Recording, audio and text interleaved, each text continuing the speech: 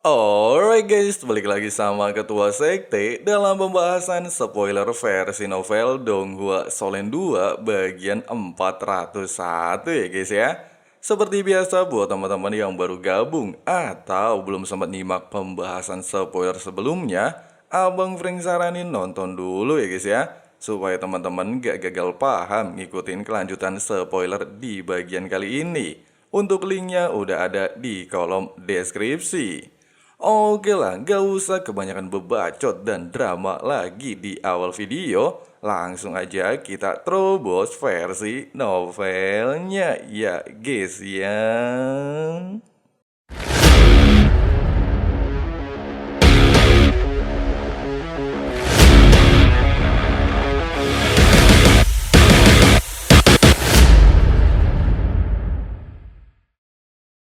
Desa Tiu Hao dan calon bininya sedang berkultivasi menggunakan fusi Haudong dan 4 inti jiwa.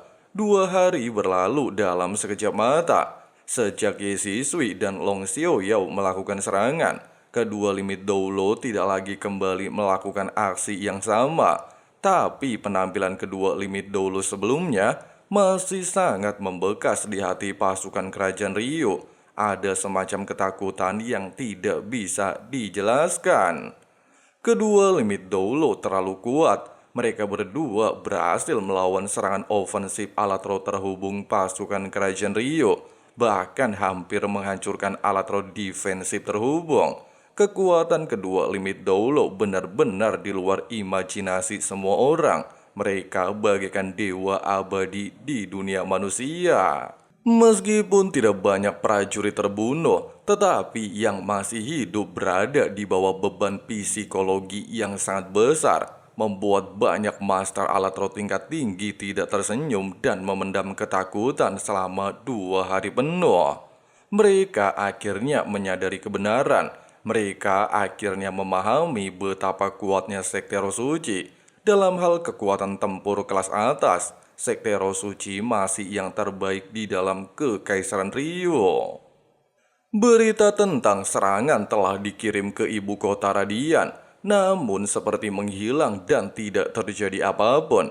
Tidak ada surat balasan yang dikirim kembali ke kamp pasukan di dalam lembah gunung.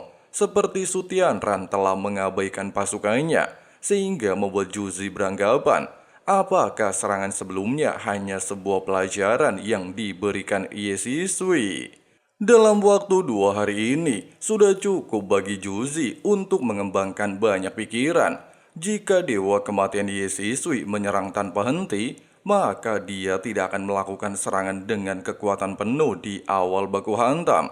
Bahkan Ye Sisui bisa saja terus-menerus menggunakan menara Dewa Kematian untuk menghancurkan alat defensif yang saat ini dalam posisi lemah, sehingga bisa menimbulkan kerugian jauh lebih besar bagi pasukan, serta tidak mungkin bagi pasukan terus melakukan perlawanan, mengingat kekuatan seorang limit dulu tak terbatas. Namun Ye Sisui tidak melakukannya.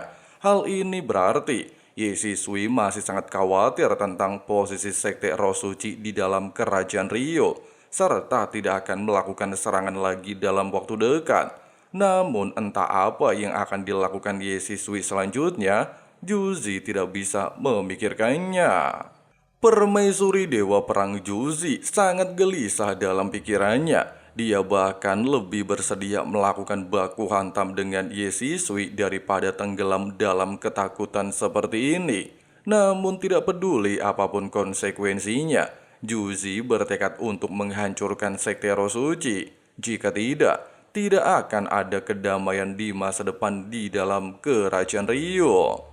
Ketika dia memikirkan kekuatan dari 2 limit Doulo, Juzi tidak bisa menahan diri untuk tidak bergedik. Di masa depan, kerajaan Ryu akan menjadi milik putranya. Bagaimana dia bisa mentolerir orang luar di kekaisaran? Dengan mereka di sekitar, aturan kekaisaran akan sangat dipengaruhi. Itulah alasan utamanya ingin menyingkirkan Sekte Rosuci. Semuanya demi putranya dan Huo Yuhao alias Su Yunhan. Juzi segera terinspirasi untuk bertarung ketika dia memikirkan putranya. Rasa takut yang sebelumnya menghantui hatinya menghilang. Bagi seorang ibu, dia tidak akan takut pada musuh apapun untuk melindungi anaknya sendiri. Sifat seperti ini memang sudah naluriah yang dimiliki seorang ibu, tidak peduli di dunia nyata ataupun hanya alur cerita. Nah, makanya buat kalian jangan sampai durhaka sama ibu ya guys ya. Tidak berselang lama, seorang bawahan telah memasuki tenda dan melaporkan kalau bala bantuan kekaisaran telah diserang di luar lembah. Mereka semua terbunuh. Bahkan ketika pasukan lain tiba di luar lembah gunung, mereka hanya melihat banyak mayat tergeletak, serta semua alat roh menghilang tanpa jejak. Dengan ekspresi terkejut bukan main dan penuh dengan emosi, Juzi bertanya dengan marah, informasi apa yang mereka dapatkan dari lokasi pasukan bantuan. Sang bawahan mengatakan dengan ragu, mereka melihat jejak makhluk kematian. Alat roh pengintai udara mereka juga melihat naga tulang terbang menjauh dari lokasi baku hantam. Bahkan aura kematian juga masih menyelimuti area luar lembah, serta 1.000 master alat roh yang dikirim untuk membantu hilang tanpa jejak. Pada dasarnya, meskipun 1.000 master alat roh yang dikirim ke Kaisaran Ryu hanya pasukan cadangan, mereka masih tetap dilatih oleh elit kekaisaran. Pasukan tersebut nantinya akan bertugas mengisi kekosongan di garis depan, sehingga dengan menghilangnya semua pasukan cadangan, bagaimana mungkin Juzi tidak emosi? Namun di tengah-tengah emosinya tersebut, Juzi sedikit merasakan keanehan, di mana serangan dari Yesisui telah berakhir 2 hari yang lalu dan telah meninggalkan rasa ketakutan di hati pasukannya. Jadi kenapa dia baru menyerang setelah sekian lama waktu berlalu? Meskipun Sekte Roh Suci bisa saja menjadi pelaku utama karena adanya aura kematian, tapi jangan lupa, Yuho juga memiliki kekuatan yang sama seperti Sekte Roh Suci, serta ada dimensi kematian yang bisa menampung ratusan ribu makhluk di dalamnya. Ketika Juzi berpikir Yuho berada di dekat lembah gunung, Juzi tiba-tiba saja mulai bersemangat. Bahkan kemarahan sebelumnya juga menghilang. Pasalnya jika Yuho yang menyebabkan 1.000 pasukannya menghilang, hal itu sudah cukup untuk menjelaskan dimensi kematiannya. Namun tidak peduli siapapun pelakunya, Juzi tetap akan menyalahkan Sekte Roh Suci. Hal ini juga menjadi kesempatan untuk benar-benar menghancurkan sekte tersebut dari benua ini. Dengan adanya pemikiran tersebut, Juzi lantas meminta sang pelapor untuk menyampaikan pesannya kepada para jenderal dan para pemimpin pasukan untuk segera mengadakan rapat penting di tenda komandan utamanya. Mata Juzi menyipit dan bergumam, dikarenakan kesempatan telah tiba, maka jangan salahkan dirinya bersikap kejam. Jika dirinya tidak memanfaatkan setiap peluang, maka dirinya tidak layak disebut sebagai permaisuri Dewi Perang, serta meminta Sekte Roh Suci untuk bersiap-siap menerima kemarahan Sutiandran. Saat dia berpikir, Juzi dengan cepat berjalan ke mejanya dan menulis sebuah surat laporan. Setelah beberapa saat, semua komandan pasukan dan wakil legiun telah berkumpul di tenda komandan. Bahkan ada master alat roh level 9 dari Aula Suci Kekaisaran. Namun melihat Juzi sedang menulis, semua orang tidak berani melakukan apapun. Mereka hanya diam berdiri dan tidak ada yang mengucapkan sepatah kata pun. Pada dasarnya, Juzi menerima hukuman sebagai marsal karena pasukannya. Dewa Kematian Dolo bahkan datang untuk menyerangnya. Hal-hal ini membuat semua komandan sangat menghormatinya. Bagaimana mungkin mereka tidak mengikuti pemimpin seperti itu? Meskipun Juzi masih sangat muda, tapi dia masih seorang pemimpin yang sempurna, memiliki rekam jejak sangat brilian selama jalannya perang. Setelah menunggu sekitar 10 menit, Juzi akhirnya selesai menulis suratnya. Ketika dia mengangkat kepalanya lagi, matanya sudah merah seperti menahan air mata, sehingga membuat seorang jenderal bertanya dengan heran, apa yang sebenarnya telah terjadi. Para Master Alatro dan komandan lainnya juga bingung. Ini juga pertama kalinya mereka melihat Juzi seperti ini. Mereka tidak bisa mengerti apa yang sedang terjadi. Kapan dia menjadi sangat rapuh? Apa yang terjadi sehingga Juzi bertindak seperti ini? Juzi tidak mengatakan apa-apa. Dia menggigit jari telunjuknya dan mencap surat itu dengan darahnya sendiri, membuat semua komandan nambah heran.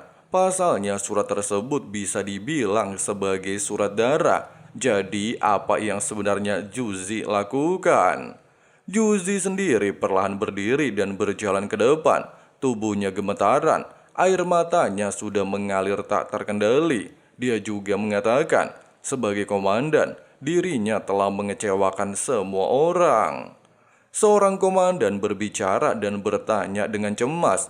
Tidak peduli apapun yang terjadi, mereka semua akan tetap berada di sisinya. Oleh sebab itu, dia meminta Juzi untuk mengatakan apapun yang terjadi kepada mereka.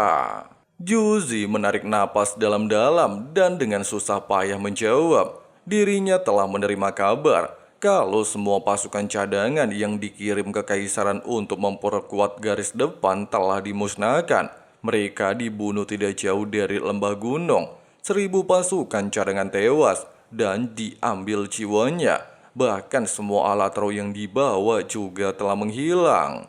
Seruan terkejut bergema di seluruh tenda. Semua orang termasuk komandan membuka mata lebar-lebar. Keheranan di mata mereka perlahan berubah menjadi amarah. Sementara Juzi melanjutkan, dari Alatro pengintai udara yang mereka tempatkan di atas lembah gunung berhasil mendeteksi adanya naga tulang melarikan diri dari lokasi kejadian. Pada saat yang sama, aura kematian dari makhluk kematian masih menyelimuti lokasi kejadian. Dua kata naga tulang sudah cukup untuk menjelaskan siapa pelaku yang dimaksud Juzi. Pasalnya belum lama ini, Zhong Liwu menggunakan naga tulang untuk bertarung dengan Yu Hao di luar kota Shrek. Namun akhirnya naga tulang tersebut koit di tangan Yu Hao. Sehingga dengan adanya fakta naga tulang kembali muncul, semua komandan jelas langsung menuduh Sekte Roh Suci pelakunya. Seorang komandan legiun meraung dan mengepalkan tinjunya begitu keras sehingga menimbulkan fluktuasi. Mereka telah kehilangan begitu banyak pasukan dan sedang menunggu bala bantuan. Tapi pasukan yang ditunggu justru lenyap sebelum mencapai lembah gunung. Juzi berkata dengan sangat getir, dia telah menulis semua insiden tersebut serta akan mengirim surat kepada kaisar kerajaan, memohon kepadanya untuk segera mengambil tindakan. Jika situasi seperti ini terus berlanjut, maka mental dan moral pasukan pasti akan terpengaruh. Pasalnya di saat pasukan melakukan segalanya di garis depan untuk kekaisaran, Sekte Roh Suci justru menusuk mereka secara diam-diam. Kejadian-kejadian ini benar-benar membuat pasukan tidak mungkin bisa terus berperang di garis depan. Oleh sebab itu, dengan adanya kejadian seperti ini, Juzi beranggapan posisinya sebagai komandan utama akan segera berakhir. Dia juga telah meminta Sutianran untuk mengizinkannya mengundurkan diri. Dengan alasan tersebut, Juzi berpesan kepada semua komandan untuk terus membantu kerajaan Ryu dan mengurangi beban Sutianran menguasai benua ini.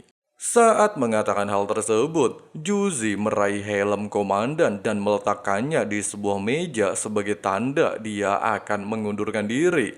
Tapi seorang komandan memintanya untuk tidak menyerah. Bahkan dia langsung berlutut memberikan hormat kepadanya. Tindakan orang tersebut juga diikuti oleh seluruh komandan. Mereka beranggapan hanya Juzi yang bisa memimpin mereka menguasai benua. Mereka tidak peduli dengan apapun yang akan terjadi. Melihat semua orang seperti itu, Juzi menyeka air mata di matanya. Ekspresinya mulai berubah jahat dan dingin. Pasalnya sandiwaranya berhasil menipu dan mendapatkan simpati semua komandan. Dia juga berterima kasih kepada mereka, serta meminta mereka untuk bangkit. Setelah mendengar suara Juzi kembali normal, mereka semua berdiri dan memusatkan pandangan mereka kepada Juzi dengan ekspresi serius. Bahkan mereka bisa melihat ada aura membunuh luar biasa di dalam mata Juzi. Saat berikutnya, Juzi mengatakan, dikarenakan Sekte Roh Suci telah berani membunuh pasukannya, maka mereka tidak bisa hidup berdampingan dengan Sekte Roh Suci. Oleh sebab itu, jika mereka ingin berkontribusi kepada kekaisaran, Juzi menyarankan harus segera menyingkirkan Sekte Roh Suci dan para pembangkang. Dengan begitu, mereka bisa menyelamatkan masa depan kekaisaran.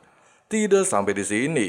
Jika seluruh komandan dan wakil komandan menyetujui keputusannya, Juzi meminta mereka memberikan cap darah mereka ke surat yang sebelumnya dia tulis untuk Su Tianran. Mendengarkan hal itu, tidak ada satupun komandan yang menolak hal tersebut. Setelah mereka menjadi sasaran serangan Ye Sisui sebelumnya, mereka sebenarnya masih memiliki rasa takut terhadap Sekte Roh Suci seperti yang sudah Mimin jelaskan. Namun ketika mereka mendengar 1.000 pasukan terbunuh oleh Sekte Roh Suci, ketakutan mereka berubah menjadi kemarahan. Dengan adanya fakta tersebut, semua orang segera memberikan cap darah di surat yang dibuat Juzi. Mereka juga meninggalkan tanda tangan mereka untuk memperkuat surat tersebut. Singkatnya, setelah surat selesai dibuat dan disetujui oleh semua komandan pasukan, Juzi menegaskan mereka akan berkoordinasi dengan kekaisaran untuk segera menghancurkan Sekte Roh Suci, sehingga misi utama menguasai benua bisa segera diwujudkan. Semua komandan mengangguk mendengarkan ucapan Juzi barusan. Pasalnya setelah mereka memberikan cap darah, maka sesuai aturan kerajaan, hidup dan mati mereka saat ini terikat dengan permaisuri Dewi Perang Juzi. Hanya dalam waktu singkat, pasukan kerajaan Ryu di lembah gunung membongkar semua formasi Alatro, sementara legiun elit bergantian melakukan penjagaan terhadap serangan yang kapan saja terjadi. Kemudian mereka mulai meninggalkan lembah gunung kerajaan Tianhun menuju ke arah kerajaan Ryu. Surat dari Juzi segera dikirim, bahkan hanya dalam waktu singkat, surat tersebut sudah sampai di kekaisaran. Tapi bukan diberikan langsung kepada Su Tianran, melainkan kepada Aula Suci di dalam kota Radian. Mau bagaimanapun, Aula Suci Kekaisaran merupakan pendukung utama pasukan kerajaan. Sementara itu, ketika Yu Hao menyaksikan pasukan mulai menuju ke arah kerajaan Ryu, Yu Hao menyadari Juzi sudah mengambil kesempatan yang dirinya buat, sehingga sudah waktunya bagi Yu Hao untuk segera menemuinya. Yu Hao menyembunyikan dirinya dalam kehampaan bersama dengan Tang Wutong. Dia segera melepaskan deteksi spiritualnya untuk memeriksa jalan. Mereka juga secara perlahan demi perlahan mulai mendekati kampanye pasukan kerajaan Ryu. Di langit, semua jenis Alatro pengintai udara bergerak bersama dengan pasukan. Setidaknya, 2 legiun insinyur jiwa terbang di udara. Kedua legiun insinyur jiwa ini bertanggung jawab untuk mengawasi dan melindungi pasukan. Hanya anggota legiun insinyur jiwa peringkat binatang buas yang memiliki kemampuan untuk terbang. Inilah sebabnya mereka secara alami bertanggung jawab untuk menjaga dan berpatroli. Insinyur jiwa ini tidak berdaya melawan Hu Yuho dan Tang Wutong. Dari jauh, Hu Yuho sudah menemukan Juzi menggunakan deteksi spiritualnya. Meskipun Juzi keluar dari kekaisaran dan melakukan peperangan, tapi statusnya tetap saja Ratu Kerajaan Ryu. Itulah sebabnya dia masih berada di kereta komandan istimewa dan berpisah dengan komandan lainnya. 16 kuda bertanggung jawab untuk menariknya, dan Legiun Api Ponik bertanggung jawab untuk menjaganya di luar kereta. Hu Yuho memimpin Tang Wutong saat mereka dengan lembut mendarat di atas kereta. Tang Wutong melepaskan tangannya dan meminta Yu Hao untuk masuk seorang diri. Pasalnya jika Juzi melihatnya bersama Yu Hao, ditakutkan Juzi cemburu dan justru menolak kerjasama. Di saat Yu Hao tersenyum melihat sikap Tang Wutong sangat pengertian, Dia mulai melayang dan memasuki tenda secara diam-diam masih menggunakan kemampuan imitasinya. Saat ini, Juzi adalah satu-satunya orang di dalam kereta dan sedang berpikir secara diam-diam. Sementara Huo Yuhao segera melepaskan kekuatan spiritual untuk menyelimuti kereta, sehingga suara yang akan dihasilkan dari dalam tidak akan terdengar dari luar. Setelah menyadari bahwa ada sesuatu yang salah, Juzi tanpa sadar mengangkat kepalanya. Dia melihat ruang kosong di depannya, bahkan bertanya, apakah Yu Hao ada di sini? Dengan rasa terkejut, Yu Hao segera menunjukkan dirinya, serta bertanya, bagaimana Juzi mengetahuinya, dan tiba-tiba saja kita lanjut lagi di spoiler berikutnya ya guys ya. Jangan marah ya. Nah guys, seperti itulah pembahasan alur cerita spoiler versi novel Solen 2 bagian 401 ya guys ya. Untuk kelanjutannya kita bahas di hari Sabtu sore atau di Minggu sore ya guys ya. Soalnya kalau jadi Sabtu besok juga ada kepentingan ya Abang Frank. Ya moga aja keburu ya guys ya untuk upload di Sabtu sore. Tapi kalau nggak keburu kita uploadnya di Minggu sore ya guys ya. Oke lah, makasih banyak buat teman-teman yang udah nonton videonya sampai habis. Di sini Abang Frank si Ketua Sekte undur diri dulu. See you and bye. Bye. Through the downs and lows, and we're all going live. Still nobody knows, but I'ma choose what's right and take what comes and goes. And ain't no one in life holding me back no more.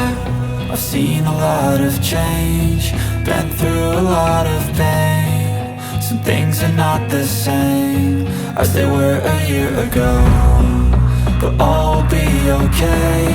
I move on each and every day. The past is where it stays, way back a year ago.